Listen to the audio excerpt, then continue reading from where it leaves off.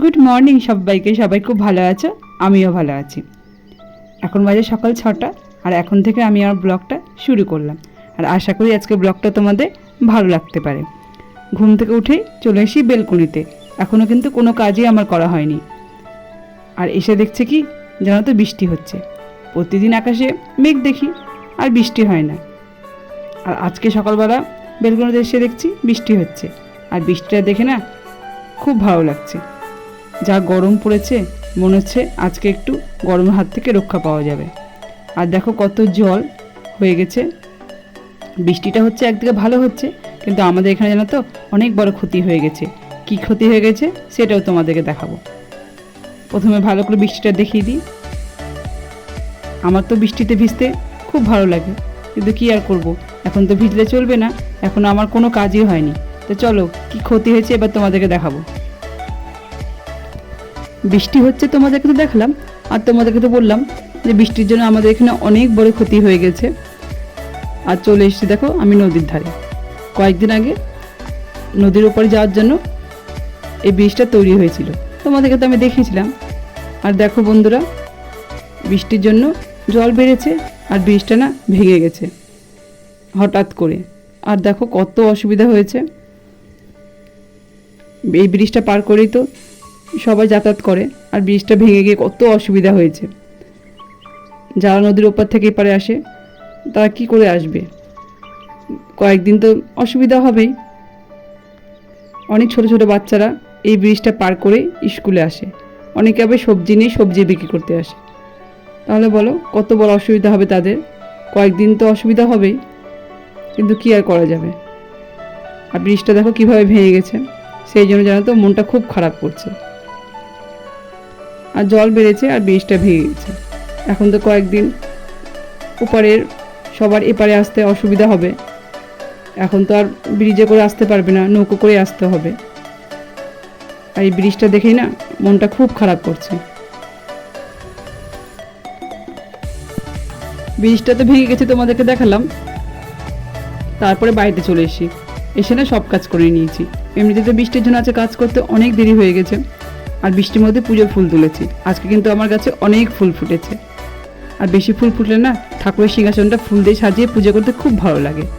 আর দেখো আজকে খুব সুন্দর করে ঠাকুরের সিংহাসনটা আমি ফুল দিয়ে সাজিয়েছি। আর পুজোটাও আমার হয়ে গেল।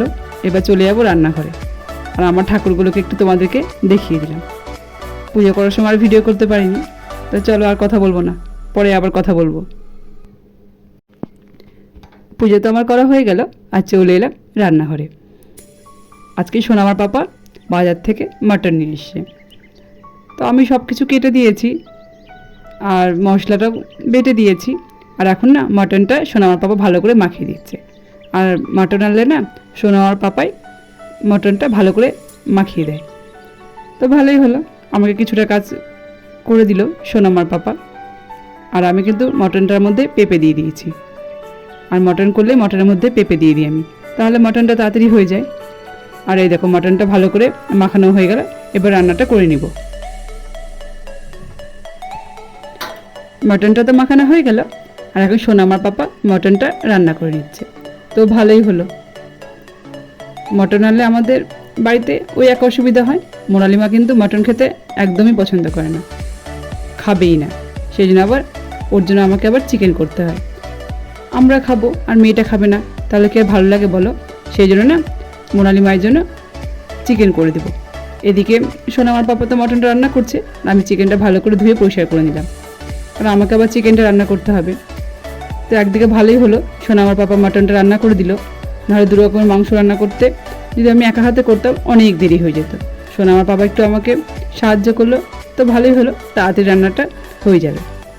আর সোনামার পাপা মটনটা উঠিয়ে আমাকে বললো দেখো তো হয়েছে কিনা। আমি বললাম হয়ে গেছে, অনেকক্ষণ আগে বসিয়েছিলাম। আর যেহেতু পেঁপে দিয়ে আমি মটনটা করছি, তোমাদেরকে তো বললাম পেঁপে দিলে কিন্তু তাড়াতাড়ি মটনটা হয়ে যায়। আর মটনটা আমার রান্না করা হয়েই গেল। মাটনটা তো রান্না করা হয়ে গেল, আর এবার আমি চিকেনটা রান্না করে নিচ্ছি। আর চিকেনটা রান্না করলেই না আমার রান্না করা হয়ে যাবে। ভাতটা তো আমি আগেই করে নিয়েছি।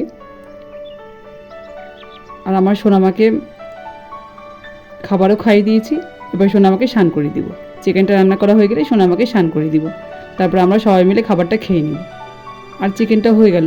আর চিকেনটা তো তাড়াতাড়ি হয়ে যায়, চিকেনটা হতে তো আর বেশি সময় লাগে না। তো চিকেনটা আমার হয়ে গেল। তো চলো আবার পরে কথা বলবো। রান্নাটা তো হয়ে গেল, এবার সোনামাকে স্নান করে দিই, তারপরে আবার তোমাদের সঙ্গে কথা বলবো। রান্না তো আমার করা হয়ে গেল। আর দেখো আমি আমার খাবারটা নিয়ে নিয়েছি। মোনালি মায়ের পাপার খাবার খাওয়া হয়ে গেছে। আর আমার একটু খাবার খেতে দেরি হয়, সোনামাকে খাইয়ে ঘুম পাড়িয়ে তারপর আমি খাই।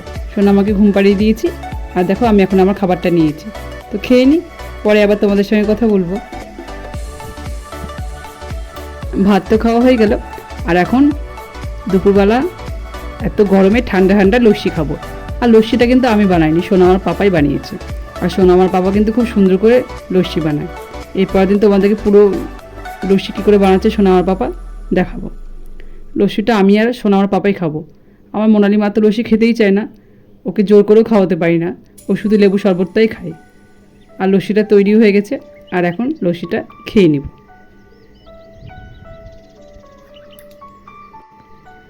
লস্যিটা আমার খাওয়া হয়ে গেল। আর এখন দেখো জাম নিয়ে বসে গেছি, জাম খাবো। সোনামার পাপা কালকে বাজার থেকে জাম নিয়ে এসেছিলো, কালকে না আর খাওয়া হয়নি, ফ্রিজের মধ্যে রেখে দিয়েছিলাম। আর জামগুলো দেখো কেমন হয়ে গেছে, আজকে না খেলে না নষ্ট হয়ে যাবে, সেই জন্য এখন জামটা নিয়ে বসে গেছি। আমার তো জাম খেতে খুবই ভালো লাগে। আর তোমরা কারা কারা আমার মতো জাম খেতে ভালোবাসো আমাকে কিন্তু অবশ্যই কমেন্ট করে জানাবে। আর জামগুলো কিন্তু দেখেই মনে হচ্ছে খেতেও খুব ভালো হবে। আজকে মোনালি মায়ের আবদার হয়েছে চাউমিন খাবো, তো ভালোই হলো। আমারও কিন্তু চাউমিন খেতে খুবই ভালো লাগে। শুধু সোনামার পাপা খাবে না, আমি আর মোনালি মা রাত্রেবেলা চাউমিন খাবো, সোনামার পাপা ভাত খাবে। তা আমার আর মোনালি কিন্তু চাউমিন খুব পছন্দ, আমি তো খুবই ভালোবাসি। তো এখন চাউমিনটা খেয়ে নিব। তো তোমাদেরকে তো আমার আসল কথাই বলা হয়নি। এতক্ষণ ধৈর্য ধরে যারা আমার ভিডিওটা দেখলে, প্লিজ আমার ভিডিওটাতে একটা লাইক করে দিও। আর যদি আমার ভিডিওটা তোমাদের ভালো লেগে থাকে তাহলে কিন্তু কমেন্ট করে জানাবে। তোমাদের সুন্দর সুন্দর কমেন্ট আমার পড়তে খুব ভালো লাগে। আর অনেক নতুন বন্ধু আমার পরিবারে এসো, প্লিজ আমার চ্যানেলটাকে সাবস্ক্রাইব করে দিয়ে আমার পাশে থেকে যেতে পারো। আমিও কিন্তু ঠিক সময় মতো তোমার কাছে চলে যাব। সবাই ভালো থেকো, সুস্থ থেকো। তোমাদের সঙ্গে দেখা হবে নতুন একটা ভিডিওতে। সবাইকে টাটা, গুড নাইট।